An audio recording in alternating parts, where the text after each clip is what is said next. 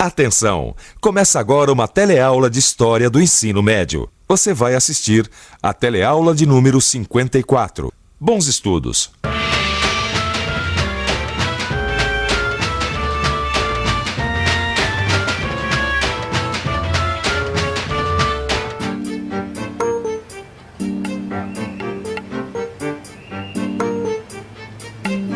Como você viu na última teleaula, a década de 20 trouxe grandes mudanças para o panorama cultural brasileiro, principalmente depois da Semana de Arte de 22, que aconteceu exatamente aqui no Teatro Municipal de São Paulo. Mas não foi só a cultura brasileira que estava passando por grandes transformações. Politicamente, o país também começava a mudar. Quais foram essas mudanças e que consequências elas trouxeram para a nossa história são os temas desta teleaula. Você vai ver de que forma a eleição presidencial de 22 trouxe à tona a crise do pacto oligárquico, de que maneira os militares voltaram à cena política e como isso tudo resultou na Revolução de 30.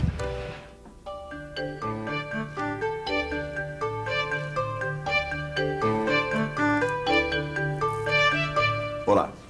Bom, como foi dito há pouco, você viu que nos anos 20 começou a mudar o jogo de forças que até então dominavam a política brasileira. A política brasileira naquela época era dominada basicamente pelos dois estados mais poderosos, Minas Gerais e São Paulo. Através do pacto oligárquico, ou seja, através de um acordo entre as principais lideranças desses dois estados, as elites mineira e paulista vinham se alternando no poder. Como resultado desse acordo, desse pacto oligárquico, durante vários anos, as eleições para presidente tiveram um candidato único, um candidato oficial. A exceção foi a eleição de 1910, quando Rui Barbosa concorreu pela oposição e foi derrotado. Alguns anos depois, a oposição voltaria a se organizar e a disputar uma eleição presidencial. E dessa vez, as coisas seriam um pouco diferentes. Mas vamos ver como é que foi essa história. 1922. O Brasil vai votar para presidente. Dois candidatos disputam a presidência. Arthur Bernardes representa a situação.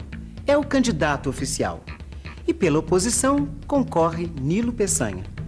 A oposição se une em torno de uma aliança chamada Reação Republicana, que é formada pelas oligarquias dominantes do Rio de Janeiro, Bahia, Rio Grande do Sul, Pernambuco e Distrito Federal.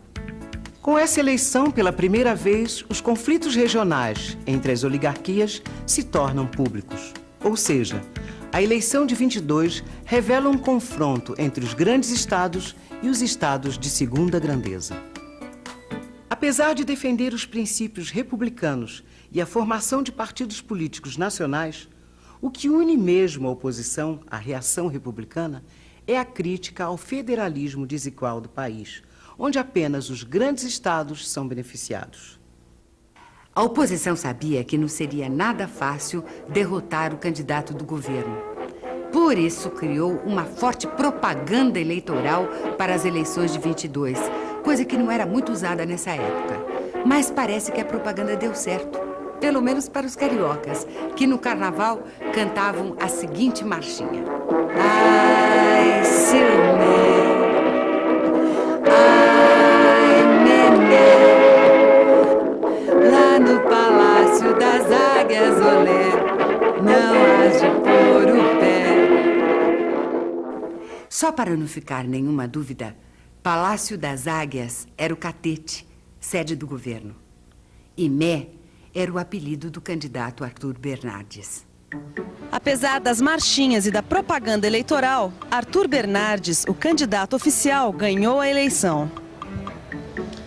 Só que, ao contrário do que sempre aconteceu durante toda a República Velha, a oposição não aceitou a derrota e aproveitou para fazer uma campanha para manter a mobilização com seus aliados e estimular a insatisfação militar.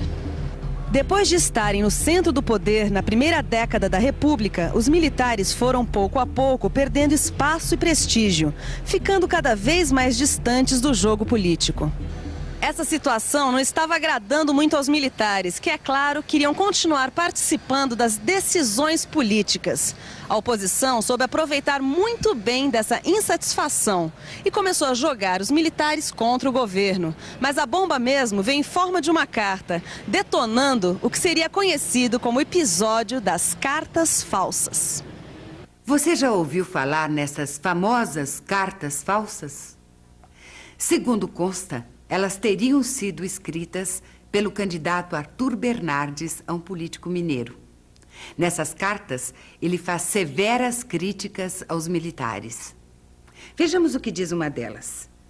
Estou informado do ridículo e assintoso banquete dado pelo Hermes, esse sargentão sem compostura, aos seus apaniguados, e de tudo que nessa orgia se passou.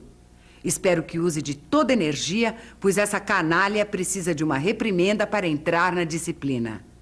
A situação não admite contemporizações. Os que forem venais, que é quase a totalidade, compre-os com todos os seus bordados e galões. Essas cartas foram publicadas pelo jornal Correio da Manhã em outubro de 1921, antes das eleições. Falsas ou não, o fato é que elas acabaram criando uma indisposição completa entre os militares e o candidato da situação. Arthur Bernardes ganhou a eleição de 22. Mas, como você já viu, a oposição não aceitou a derrota e começou a estimular a insatisfação dos militares, que também, por sua vez, não estavam nem um pouco contentes com o que o presidente eleito andara falando sobre eles. Esse estímulo era o que faltava para explodir uma revolta militar. E foi justamente o que aconteceu. Em julho de 1922, acontece a primeira revolta, dando início ao movimento que ficou conhecido como tenentismo. E o que foi o tenentismo?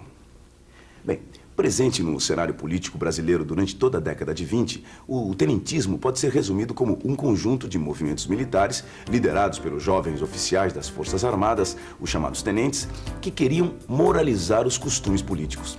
O tenentismo defendia o voto secreto e a criação de um Estado centralizado, que pudesse, por sua vez, modernizar o país. Em linhas gerais, o tenentismo é um movimento que surgiu por causa da insatisfação dos militares contra os rumos da política brasileira. Mas o primeiro levante tenentista fracassou e foi derrotado pelas forças do governo, que aproveitam o episódio e decretam o estado de sítio. Estado de sítio, você sabe, é quando os direitos dos cidadãos são temporariamente suspensos. E foi nesse clima de estado de sítio que Arthur Bernardes assumiu a presidência do Brasil. Uma presidência marcada pela repressão e pela perseguição a todos aqueles que haviam se oposto à sua candidatura. Bem, através da repressão e da truculência, as oligarquias dominantes conseguiram mais uma vez anular a oposição e se manter no poder. Mas a oposição pode ter sido até riscada do mapa. Mas a insatisfação dos militares continuava e o governo não conseguia acabar com os levantes tenentistas. 1924. A coluna Prestes inicia sua marcha contra o governo de Arthur Bernardes. Formada por militares gaúchos e paulistas, a coluna Prestes percorre a pé 30 mil quilômetros através de 3 estados com o objetivo de levar uma mensagem revolucionária para todo o país.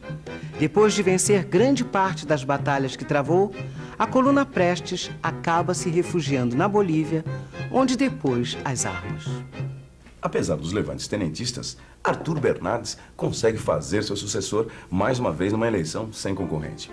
O sucessor foi o representante paulista Washington Luiz, que assume a presidência do Brasil. Ao contrário de Arthur Bernardes, que assumiu 4 anos antes, em pleno estado de sítio, Washington Luiz assume num clima de estabilidade política e econômica. A impressão que se tinha era de que as oligarquias dominantes tinham novamente conseguido se entender e que os conflitos estavam resolvidos. Mas não foi bem isso que se viu 4 anos mais tarde, na sucessão do presidente Washington Luiz. O que aconteceu foi que Washington Luiz indicou para seu sucessor o paulista Júlio Prestes. Uma escolha que não deixou os mineiros nada contentes. É que pelo pacto oligárquico deveria vir de Minas Gerais o próximo presidente, já que Washington Luiz era representante paulista.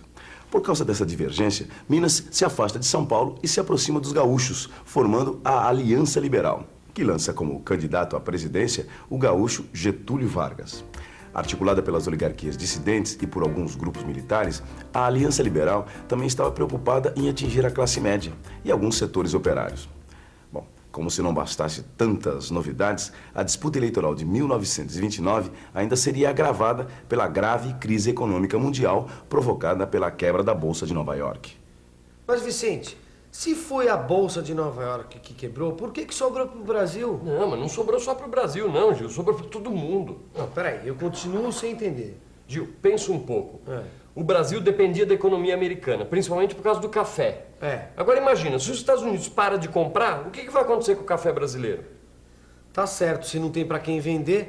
Agora, não foi só o café do Brasil que sentiu a quebra da Bolsa de Nova York. Que nada, Gil. Centenas de fábricas fecharam. Olha, pra você ter uma ideia, mais de 1 milhão de trabalhadores ficaram desempregados. Vem cá, e as eleições? Quem foi que ganhou?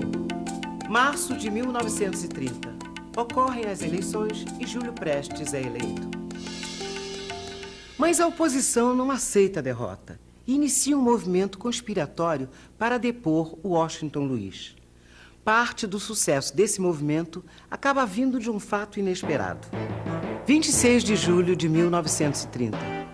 João Pessoa, que fora candidato a vice na chapa de Getúlio, é assassinado em Recife.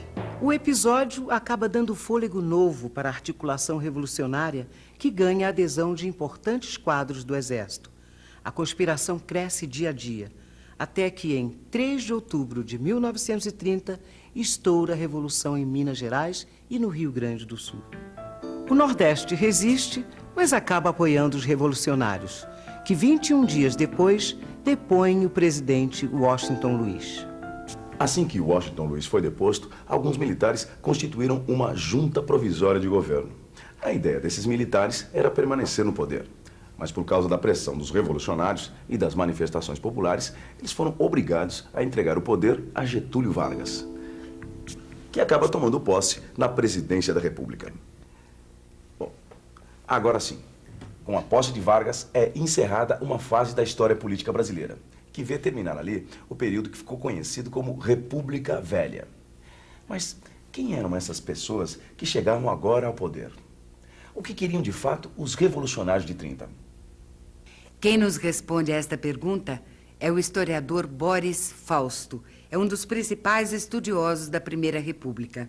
Segundo Fausto, a Revolução de 1930 não foi feita por representantes de uma suposta nova classe social, a classe média ou a burguesia industrial. Os vitoriosos de 30 compunham um quadro heterogêneo, tanto do ponto de vista social como político. Eles tinham se unido contra um mesmo adversário, com perspectivas diversas. Ou seja, haviam vários grupos diferentes que participaram da Revolução de 30. É claro que depois que eles chegaram ao poder, cada um desses grupos tentou se sobrepor aos demais, o que acabaria criando problemas para a reorganização do novo Estado brasileiro. E atenção, se liga aí que é hora da revisão. Na teleaula de hoje, você viu de que forma a eleição presidencial de 22 trouxe à tona a crise do pacto oligárquico. Você viu também como os militares, nos anos 20, voltaram à cena política, detonando o movimento que ficou conhecido como tenentismo. E, por fim, você viu como foi a Revolução de 30, que depôs o Washington Luiz e permitiu a posse de Getúlio Vargas na presidência. Realmente, como você viu nessas duas últimas teleaulas, os anos 20 modificaram bastante o panorama brasileiro, tanto na área cultural quanto política. Mas será que o Brasil mudou de forma? Quais serão as mudanças que aconteceram no nosso país depois de todas essas transformações? Esses são assuntos para as nossas próximas teleaulas. Até lá!